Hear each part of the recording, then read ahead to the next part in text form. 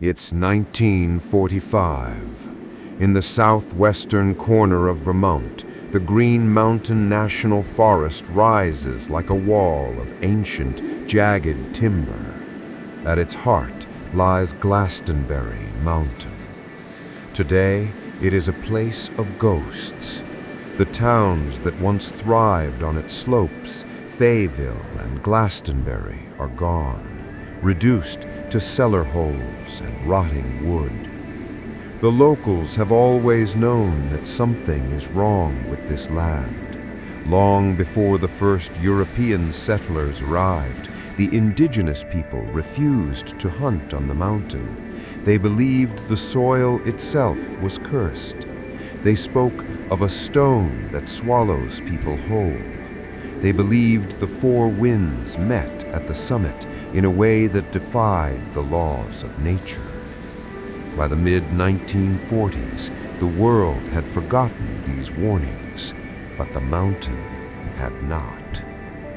Between 1945 and 1950, a series of disappearances occurred in a small patch of woods that would later be dubbed the Bennington Triangle.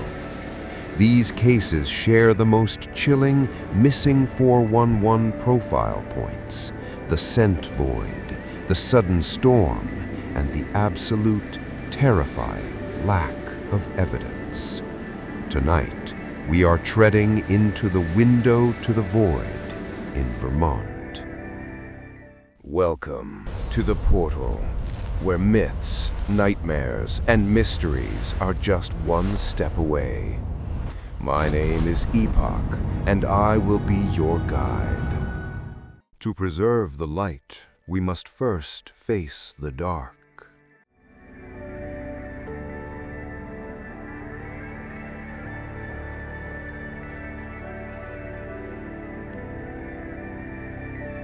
The most famous case in the triangle is that of Paula Welden.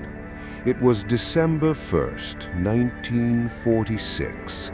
Paula was an 18-year-old student at Bennington College.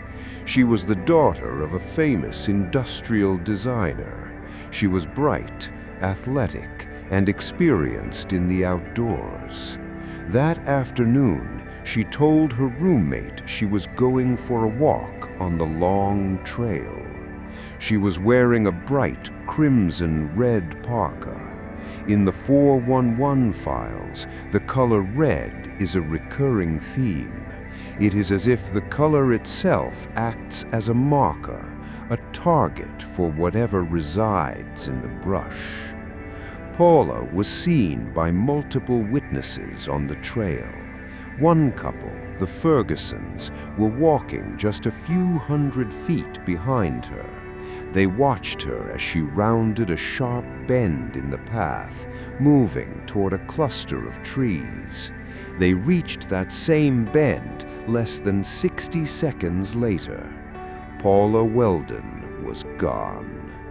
The trail at that point was narrow, flanked by steep, icy slopes and thick brush. There was nowhere for her to go. No sound of a fall, no scream, no struggle. She had simply walked around a corner and stepped out of our reality. What happened next is a classic 411 profile point. As the sun went down, the weather, which had been clear, suddenly turned violent. A massive storm dumped several inches of snow on the mountain, effectively scrubbing the area of any footprints or clues. When the bloodhounds arrived, the scent void was absolute. The dogs, usually so eager to work, became agitated. They whined, they paced, and they refused to put their noses to the ground near that final bend in the trail. Paula Welden was never found. Not a thread of her red parka, not a single footprint in the snow. If you have watched this far, remember to subscribe, like, and comment what would you like to see next. If Paula's disappearance was a trail vanishing, the case of James Tedford is an impossible vanishing. On December 1st, 1949, exactly 3 years to the day after Paula Welden disappeared, James Tedford was traveling back to Bennington. He was an elderly veteran returning from a visit to his family in St. Albans. He was riding on a public bus. There were 14 other passengers on board. They all saw him. They all testified that Tedford was in his seat, leaning against the window, sleeping, as the bus moved through the Glastonbury region. The bus did not make any stops. The doors remained shut. When the bus pulled into the terminal in Bennington, the driver went to wake Tedford. The seat was empty. His luggage was still in the rack above his head. His bus schedule was still resting on his seat. But James Tedford was gone. How does a man vanish from a moving vehicle in a closed environment surrounded by 14 witnesses? The FBI looked for a logical explanation, but found none. In the 411 archive, this is a soft spot case. Some believe that the high concentration of granite and certain magnetic anomalies in the Bennington Triangle create portals, flickers in the fabric of space where a person can simply slip through. James Tedford was never seen again.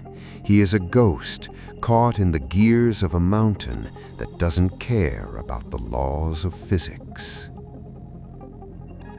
The triangle did not stop with Paula and James.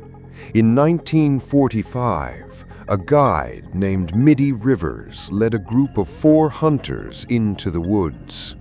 He was 74 years old, a man who had lived on that mountain his entire life. He knew every rock, every stream, every tree. He walked just a few yards ahead of his group. He stepped behind a tree and never came out the other side. In 1950, an 8-year-old named Paul Jepson vanished from the family truck while his mother was tending to pigs. The dogs were able to track his scent, but only for a few hundred yards. The scent ended abruptly in the middle of a paved road. It was as if he had been lifted into the air. 2 weeks later, Frida Langer was hiking with her cousin. She slipped and fell into a stream. She told her cousin she was going to run back to the camp just a few hundred yards away to change into dry clothes. She was never seen alive again. But Frida's case added one final disturbing detail to the 411 profile. Months later, her body was found in an area that had been searched by over 300 people dozens of times. Her remains were resting in an open field that had been clear for months. This is the return profile point. The victim is returned to a searched area, as if the predator or the mountain was finished with them.